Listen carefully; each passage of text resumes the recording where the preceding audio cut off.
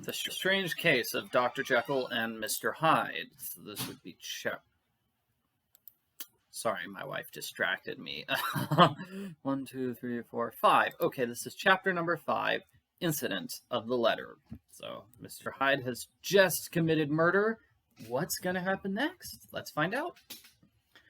It was late in the afternoon when Mr. Utterson found his way to Dr. Jekyll's door, where he was at once admitted by Poole and carried down by the kitchen offices and across a yard which had once been a garden to the building which was indifferently known as the laboratory, or dissecting rooms.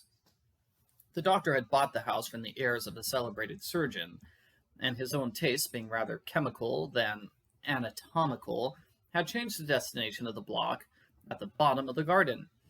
It was the first time that the lawyer had been received in that part of his friend's quarters, and he eyed the dingy, windowless structure with curiosity, and gazed round with a distasteful sense of strangeness as he crossed the theatre, once crowded with eager students, and now laying gaunt and silent, the tables laden with chemical apparatus, the floor strewn with crates and littered with packing straw, and the light falling dimly through the foggy cupola. At the further end, a flight of stairs mounted to a door covered with red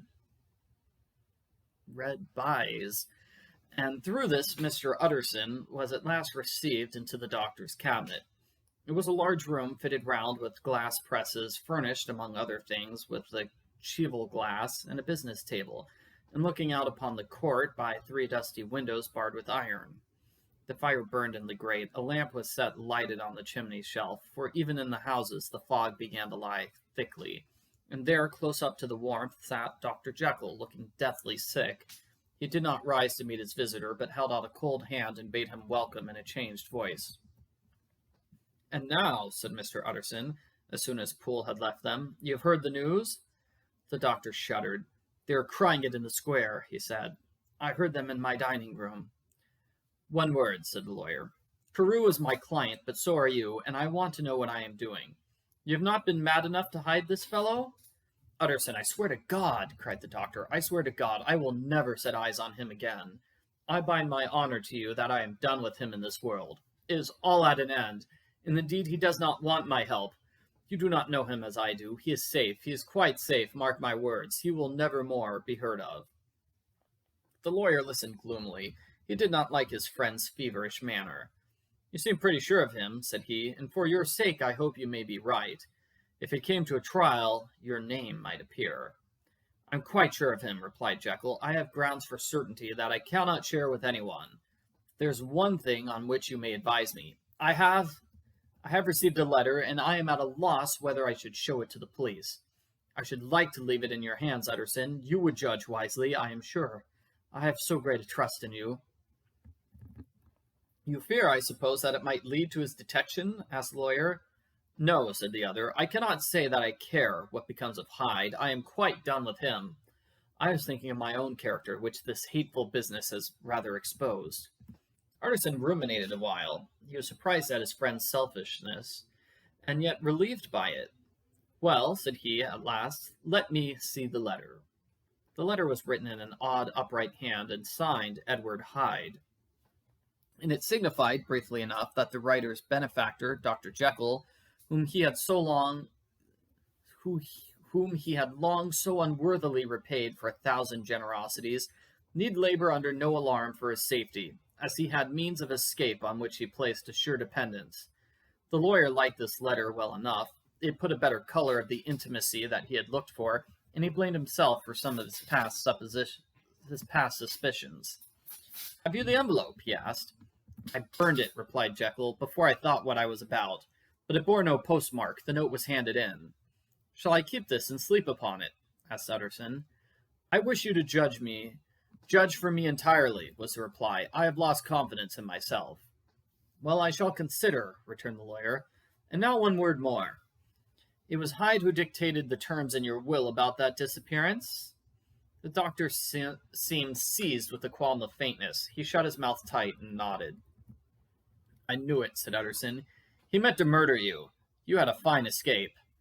"I have had what is far more to the purpose," returned the doctor solemnly. "I have had a lesson. Oh God, Utterson, what a lesson! I have had. and he covered his face for a moment with his hands. On his way out, the lawyer stopped and had a word or two with Poole. "By the by," said he, "there was a letter handed in today. What was the messenger like?" But Poole was positive nothing had come except by post, and only circulars by that, he added. This news set off the visitor with his fears renewed. Plainly, the letter had come by the laboratory door. Possibly, indeed, it had been written in the cabinet, and if that were so, it must be differently judged and handled with more caution. The newsboys, as he went, were crying themselves hoarse along the footways. "Special edition, shocking murder of an MP." That was the funeral oration of one friend and client, and he could not help a certain apprehension lest the good name of another should be sucked down in the eddy of the scandal. It was at least a ticklish decision that he had to make, and self-reliant as he was by habit, he began to cherish a longing for advice. It is not to be had directly, but perhaps, he thought, it might be fished for.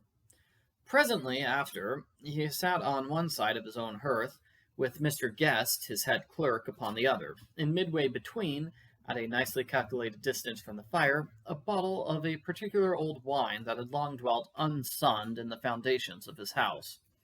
The fog still slept on the wing above the drowned city, where the lamps glimmered like carbuncles, and through the muffle and smother of these fallen clouds, the procession of the town's life was still rolling and through the great arteries with a sound as of a mighty wind.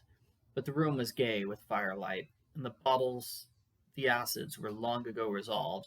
The imperial dye had softened with time, as the color grows richer in stained windows. And the glow of the hot autumn afternoons on hillside vineyards was ready to be set free and to disperse the fogs of London. Insensibly the lawyer melted. There was no man from whom he kept fewer secrets than Mr. Guest, and he was not always sure that he kept as many as he meant. Guest had often been on business to the doctor's. He knew Poole. He could scarcely have failed to hear of Mr. Hyde's familiarity about the house. He might have drawn conclusions. Was it not as well, then, that he should see a letter which put that mystery to right? And above all, since Guest, being a great student and critic of handwriting, would consider the steep natural and obliging? The clerk, besides, was a man of counsel. He could scarcely read so strange a document without dropping a remark, and by that remark, Mr. Utterson might shape his future course. "This is a sad business about Sir Danvers," he said. "Yes, sir, indeed. It has elicited a great deal of public feeling," returned Guest. "The man, of course, is mad." "I should like to hear your view on that," replied Utterson. "I have a document here in his handwriting. It is between ourselves, for I scarce know what to do about it. It is an ugly business at best. But there it is, quite in your way, a murderer's autograph." Guest's eyes brightened, and he sat down at once and studied it with passion. "No, sir," he said, "not mad, but it is an odd hand." "And by all accounts a very odd writer," added the lawyer. Just then the servant entered with a note. "Is that from Dr. Jekyll, sir?" inquired the clerk. "I thought I knew the writing. Anything private, Mr. Utterson?" "Only an invitation to dinner." "Why? Do you want to see it?" "One moment, I thank you, sir." And the clerk laid the 2 sheets of paper alongside, and sedulously compared their contents. "Thank you, sir," he said at last, returning both. "It's a very interesting autograph." There was a pause, during which Mr. Utterson struggled with himself. "Why did you compare them, Guest?" he inquired suddenly. "Well, sir," returned the clerk, "there's a rather singular resemblance. The 2 hands are in many points identical, only differently sloped." "Rather quaint," said Utterson. "It is, as you say, rather quaint," returned Guest. "I wouldn't speak of this note, you know," said the master. "No, sir," said the clerk, "I understand." But no sooner was Mr. Utterson alone that night than he locked the note into his safe, where it reposed from that time forward. "What?" he thought. "Henry Jekyll forged for a murderer?"